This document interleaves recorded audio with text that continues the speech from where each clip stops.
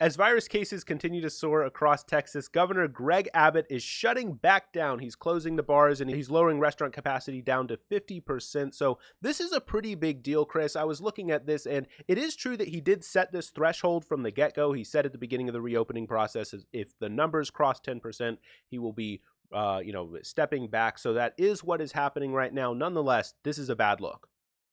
Yeah, it doesn't look good. The one thing that strikes me lately is it just seems like it's so impossible to separate this issue from politicizing it, right? That it Right. all becomes about politics, and you kind of wonder. I mean, early on, the president was really pushing that it was clear that he wanted people opened up, and to open things back up. And if you didn't, you then got called a weak governor by the president. And so for some of these states, being called a weak governor by Trump isn't really great. With election season coming around, so there was definitely pressure being put on some of these governors in their actions. And then you see this kind of behavior when they open things up, and it basically blows up in their face and becomes a big issue. Right. Look, and look, the thing is, every state's different, right? Every state has Right. different demographic, both populations and, in terms of city locations, et cetera, et cetera. So, yeah, every single state's got to do it different. Every single, even, in fact, region of every single state has got to do it different. You have to look at the data and look at the numbers and figure it out. And I absolutely agree with you. You can't be politicizing this, like talking about, oh, well, if we reopen, then, Republicans are going to win, or if we close, then Democrats are going to win. Look at the numbers. Let's see what happens. I mean, the truth is, you never really know what's going to happen. Now, the thing that's completely crazy with this is that, this is a situation where cases, again, have spiked over that 10% threshold. So the average weekly number is now well over 11% up from mid-April. I mean, this is insane. I heard that hospitalization rates or something, or like hospital capacity, I should say, is at like 97%. And I think it was Houston, or either Houston or Austin. So hospital capacity is, reaching its top. I mean, this is a disaster because, of course, you still have people coming in for other issues. Right.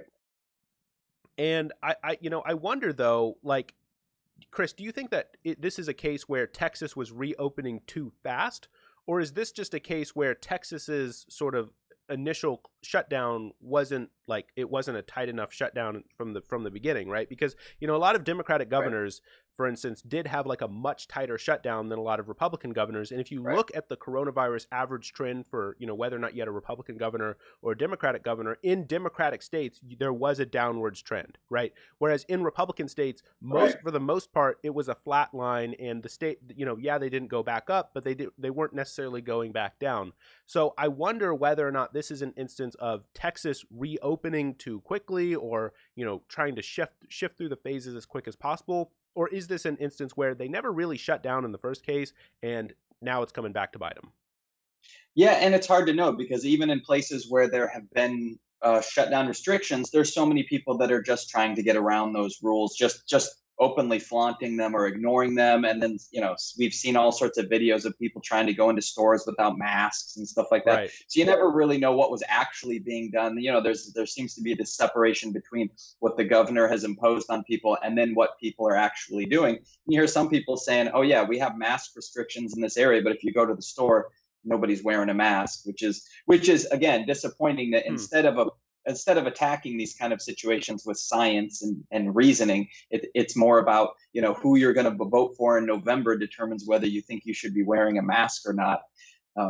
It is ridiculous. Yeah, so apparently since late May, the average number of newly reported cases each day has doubled to about 3,500 from about 1,500. I was just looking at those numbers there. I mean, the hospitalization rate on the rise. I mean, this is like a legitimate spike, and you're absolutely right. Right. There are some people out there who are just absolutely refusing to wear a mask, and that's something that I don't understand. Like, look, I actually did, and people might get mad at me for saying this, but I actually did really understand. I understood people who were saying, look, we've got to reopen the economy. People have to work. You look at the federal government. They weren't basically paying people to stay home. They weren't, so like I deeply understood that, and I sympathized with people even who had that approach. But like, if you're going to open back up, there's certain things that's got to happen. And one of those things is wearing a mask. Yeah, and it's such a simple thing. It's not like it's that hard to wear a mask. I don't. it's weird. It's weird that people get it in their head that it's about freedom rather than, oh, we all need to protect each other. So when we're all in the grocery store together, no one's Right. giving it to anyone else. Wearing a mask at a grocery store, guys, come on, just put it on. Put on the mask. It's really not that difficult. So I don't, I don't necessarily understand some of this stuff going around. Now, when we talk about this, we also have to talk about polling because, like you were saying, this is becoming deeply connected to politics, which is not at all like, definitely not something that you'd particularly want.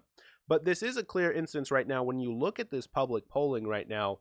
Um, is Biden possibly going to win Texas? I mean, with a misstep like this coming from Greg Abbott, we just saw a Fox News poll showing Joe Biden 1 point ahead of Donald Trump. Now, I'm going to be honest with you guys. This seems like an outlier poll, and if I had to put my money down, I would bet that Donald Trump is probably still going to win Texas.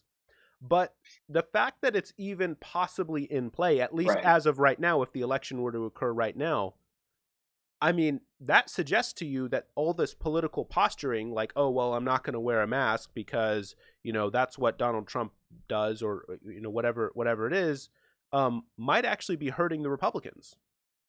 Yeah, and the fact you're right. The fact that with the poll is within the margin of error is definitely an occurrence to pay attention to. I don't remember if it was 2016 or 2018, but I remember reading how there's this prediction that Texas is eventually going to go blue. But they were talking 15, 20 years from now, Hmm. they think Texas would go blue.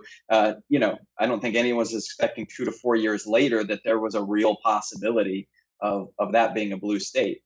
Well, it's going to keep, I mean, if the trends continue, it is going to keep getting more and more blue as younger people, um, I should say, as older people continue to, move along to the next stages of things, and younger people continue to be born, and, people keep moving from California to Texas, as it seems like, I think for a while there, like the biggest U-Haul track was from San Francisco to Austin or something like that. I saw Yeah. something about that. So, I mean, yeah, like it probably will move blue. Now, of course, though, the question though is, does that mean that other states go red, right? Like, is this a one-way trend, or does this precipitate, like, does this mean that, Democrats have to change their vision, which means that the Democrats lose states?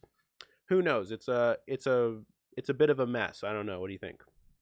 Yeah, I wouldn't necessarily think it's going to cause other states to go red. There seems to be this effect that's happened to different states over the last 30 years or so, where like you were saying, there's an exodus from California. It's happened in Colorado, where all of a sudden, like I was in Colorado for a while, and it's surprising how many people you meet that were from California, and though it kind of changes the makeup of those Hmm. states a little bit.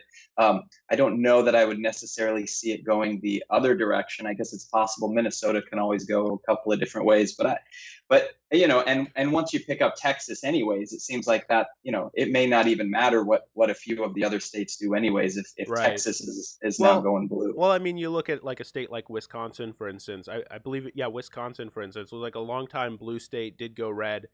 So I mean, there are states out there who could Yeah, possibly go red, and I mean, we lost Georgia not too long ago. I mean, so it's always a possibility. It's always something to look out for. And of course, anytime you have any kind of political realignment, which seems to be what's happening right now, you could be a situation where some states end up switching, some states end up going back. Now, I wouldn't ever argue that you know Texas going blue causes another state to go red, of right. course, but Yeah.